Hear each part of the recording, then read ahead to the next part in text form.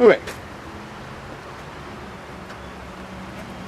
All right, so feel free to say whatever you want because we can always edit it, whatever you said. All right, so it's 10 years, right? 10? Yeah. Yeah. Is this one going? Huh? Is this one going? Oh, this one's going already. Yeah, I haven't about it. This one's going already. All right. This one's going too, but I'll be moving around, so don't worry about me. Always worry about that one. All right, so let's start looking at this. Rick, tell us a little bit about the all these years that you've been coaching. I mean, 10 years is not, I mean, it's a lot. And I know there's a lot going on in your head right now, and this year is definitely the 10th year anniversary, and we know JJ has worked so hard on his video putting this together, which was I think was a brilliant idea. You know, can't believe I missed that. Actually, I should come up with that, thinking about that, but JJ was amazing thinking about that. So what can you tell us about all these 10 years? Well, I think, you know, it's, each season has its own little life, and you just go from season to season, game to game, and Right. you don't really think about, I guess, the legacy part of it. Right. And so it was JJ who was in charge of trying to go back and verify all the stats from all the games ever played in GW history. And I know I said that really casually, but there's nothing casual about it. The tapes are in different forms, in different boxes, in different places. It's really a huge project for him to undertake. So I guess while he was doing that, you know, painstakingly suffering through 10 years of bad basketball, that it occurred to him that, you know, this was the monumental 10th time. So he decided to make a 10th anniversary video. So really, what do you remember from all these 10 years? What do you have? What do you recall? What's, you know, how this whole thing started? I mean, what does this mean to you? 10 years. I mean, Well, you know, a lot of people have played Coyote basketball in 10 years, and I don't know. Sometimes the kids talk about games like, kid will say, do you remember against Chelsea when I did this? Or do you remember against Kingsbury when someone did that? And I usually don't. Because, you know, so much happens in the course of a game that, you know, 2 months later, I'm really bad at picking out, you know, specific moments. So, and JJ does the same thing. JJ says, remember when we played Nora and I got 2 fouls in the first quarter? Except that he's talking about a game that happened 7 years ago. So I don't remember, and it's all blur to me. And that's what made it so funny. The other day, he came in and said, I just want to show you what I was working on for season 1. And he showed me like 3 minutes of clips from the first year that we had a basketball team. And very first year. yeah, it was like watching a movie that I'd never seen before. It was really fantastic. Right. And there's a great clip of Laura Monaco, you know, shaking her guy, driving baseline and shooting a little pull-up 6-footer. You know, there's been a really wide range of players and people on this team. So if I was only going to mention one person, yeah, I guess I would start with Laura Monaco. Why is that? Well, because it was the school's second year, and Laura Monaco transferred here from public school, and she said, you know what this school needs? The school needs a sports team. So let's have basketball, because that was her favorite. And I said, here's the thing. I'm totally for having a basketball team. I just don't have 8 free minutes in my day. And so I said, if you want to, you know, call around, get the info, you know, lay the groundwork, then we can go forward with it. But I can't do it. I literally can't take on another project. That first 2 years we had only 4 or 5 people on staff, so time was precious. And so I don't ever like to discourage anyone from doing anything with a positive spin on it. So if a kid comes to me and wants to do a project that I can't help them with, it's just good strategy to put the impetus on them, because if the project's worthwhile to them, they'll follow up on it. So she came back in about a week. This is a huge project, starting a varsity basketball team. And what I assumed was she would think about it for a while and then realize it was a huge project and then not do it. So she came back about a week later, and she said, here are all the schools, private schools in Fairfax and surrounding areas. Here are the referees associations. Here are the gyms that we can rent. Honestly, had a serious amount of work done. And so I said, okay, that's great. Why don't you call around to some of these schools and ask them if they'll play us in basketball. So, yeah, if I'm getting any credit for starting this team, I don't deserve it. Laura Monaco is the patron saint of GW Community School basketball. So she called around and she set up those original games. There was Nora School who was willing to play us. Thornton, there were 2 different Thornton Friends schools back then. There were a lot of schools that were willing, and I think we ended up setting up 8 games for that first season. So, very cool. How does all this 10 years have changed GW Community School? 10 years of basketball. Well, and the school is unrecognizable from 10 years. Well, not physically; it's still in the same building, but the number of kids and the type of kids, the way the classes that are offered, the quality of the classes. I think that when GW started 13 years ago, I'm sorry, I said GW, please don't sue me. Well, we were told by GW University the next time we referred to ourselves as GW, they were going to sue us out of existence. So I try to be careful not to do that. So 10 years ago, GWCS, when we first started, was barely any more than another alternative school where kids just came to avoid public school.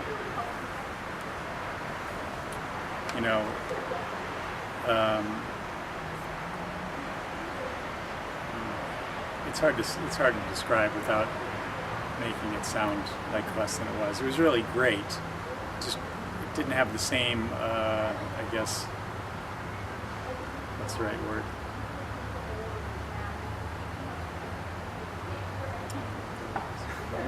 It just, it was just a lot more casual. Like, for example, the first year we were open, there were 16 kids enrolled. And so our rule was, on any school day, if there was 50% absences, the kids that did show up would get to go on a field trip to the mall. So, I know that's silly, but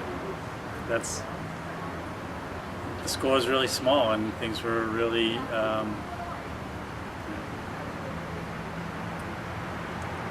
don't know where I'm going with this. So, anyway, now you go in, we have AP classes and honors classes, and every class is a little more driven and a little more pointed and a little more serious. And I occasionally kids from the first 2 years come by and they walk around and they're it's unbelievable to them how their quirky little school that was an escape from reality is so much more mainstream, so much more focused and Rick, I'm sure that you have so many good memories of the 10 years, but can you tell us the challenges that you have throughout the years, you had throughout the years and you still face up, till today, up to today, you still have things that you will probably Sure. want to, to change. But one of the big changes, changes, was that, for the first 7 years we had a basketball team, we were not in a league. We tried a couple times to get into some of the leagues that are around us, but they wouldn't have us for different reasons. But when you're not in a league, it means that it's harder for you to make your schedule because you have to call around and, in some cases beg people to play you, to give you a game. And then at the end of the year, when your season ends, you just play your last game and then you go, it's over. And so being in a league means, first of all, it's much easier to schedule your season because you have to play all the teams in your league, twice a year. So your 20-game schedule is about 14 or 16 games finished, without any real work, other than juggling a calendar. And then at the end of the year, you get to go to a tournament, and play. You get seeded like a real basketball team, and you go to a tournament, try to play for the championship, try to actually win something. This year they actually had an all-star game at the end of the season where the kids who were voted all-stars from both conferences in our league got to go and play an all-star match. So, just finding a league to be in made everything, easier and more meaningful. So, that was a really big difference. Okay. So anything you want to tell us before we wrap this up at the 10 year? Anything technical? Well, yeah, there's another cute little story that's has to do with the 5'4" girl. Yeah, did I mention that, Laura Monaco? Not only was she our first basketball player, she was also vertically challenged. Good ball handler, though, decent jump shot. The other girl is Bridget Berry, who came along, so many years later.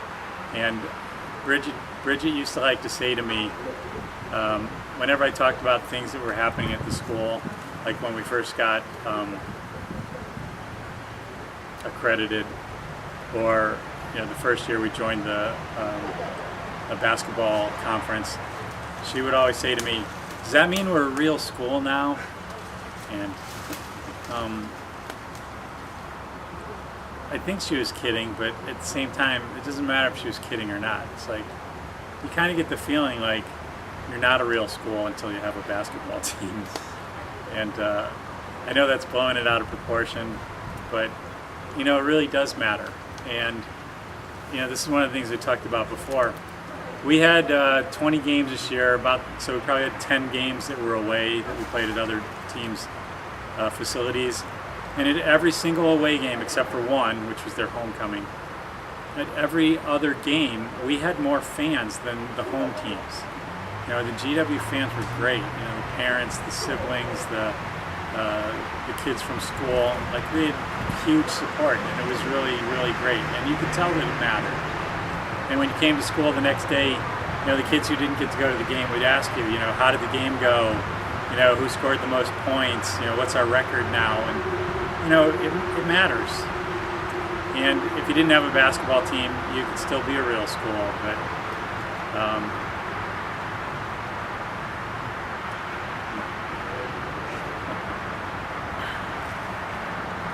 it really matters.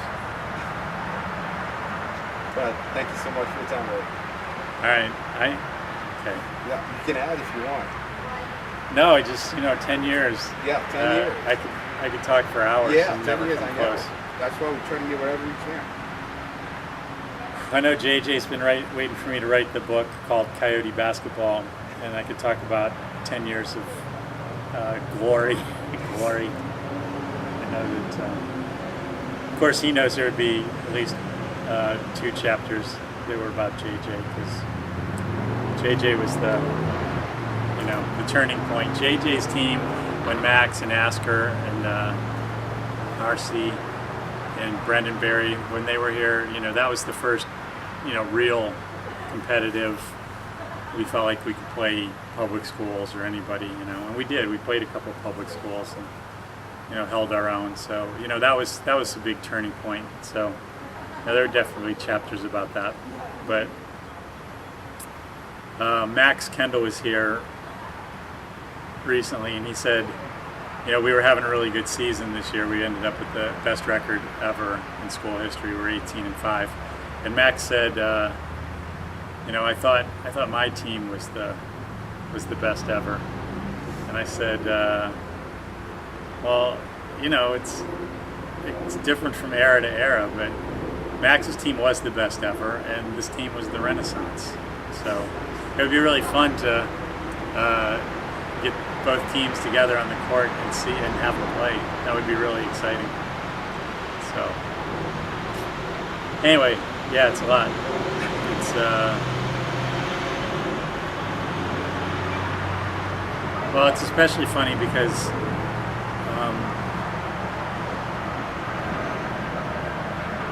you know, 10 years of the same job is a dumbfounding amount.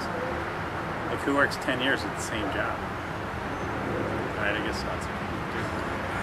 It just seems funny to me. And I got the 2 seasons ago, I got the 50-win trophy ball. So I'm trying to figure out.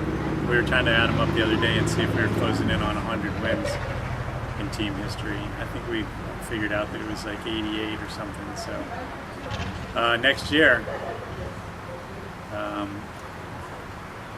we could hit the 100 win mark. That would be fun. So if we hit 100 wins next year, we'll have to get an ice cream cake shaped like Hal Chalikian's face. It's a little side bet we had going. I don't know what else. That's it? Yeah, I mean, you know, I'd start getting into stories, but then I would feel bad for people that didn't get mentioned. And it's just too hard. It's too hard. Yeah, there's so many people that goes in. I know so many of them go in your head. You know, right now, coaches, parents. I'm sure you've seen them all. I mean, yeah. You're probably the only one that's been there longer than anybody else. Yeah. So you've seen them come in and go. I barely missed a game in 10 years. Right. And of course, I'm sure somebody watching this video is thinking to themselves, yeah, and the games that you did miss, we won. As everybody knows, Connolly is undefeated when I'm not on the bench with him. So, and I'm not going to talk about that again. Talked about that enough, I think. So, I don't know, is there a specific? Am I forgetting something obvious? Not really, but do you think parents have contributed a lot throughout this? Yeah. Yeah, of course. I mean, you know, parent dedication and, you know, what the kids are willing to go through. Because of the gym situation, you know, we arrive at Wakefield at 6:30 for our practices. So, you know, the kids are at basketball for an hour and a half before they even go to school during the day. So, you know, yeah, it takes a really high level of dedication. You know, some of them, and like I was saying before, you know, it's important to have a team and what the team means to the school. I know there are kids on the team who are really not even crazy about basketball, but just the opportunity to be, you know, involved, to be, you know, part of what it is to be.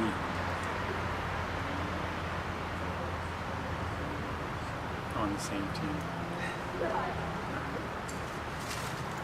Well, thanks Rick for your time. Okay. Appreciate it. All right. Oh, this is excellent. You made this video look really good. Beautiful.